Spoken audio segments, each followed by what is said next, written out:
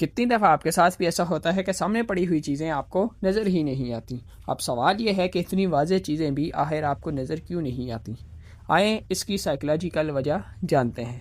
याद रखें, जब भी आप किसी जगह पर होते हैं तो उस वक्त आपके दिमाग में हज़ारों तस्वीरें आपके इर्द गिर्द के माहौल की चल रही होती हैं, तो दिमाग इस मौके पर सारी तस्वीरों को फ़िल्टर करना शुरू कर देता है और सिर्फ उन चीज़ों पर ध्यान देता है जो इसके लिए बनी होती हैं, यानी उस मौके के लिए अहम होती हैं। और इस प्रोसेस को हम कहते हैं सेलेक्टिव अटेंशन, जिसमें दिमाग सिर्फ उन चीज़ों को आपके सामने लाता है जो मौका महल के लिए मुनासिब हों।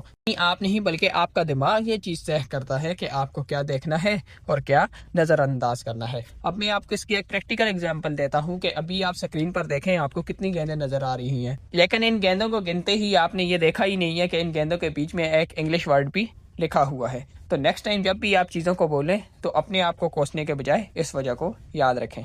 अगर वीडियो पसंद आई हो तो सब्सक्राइब करना मत भूलिएगा।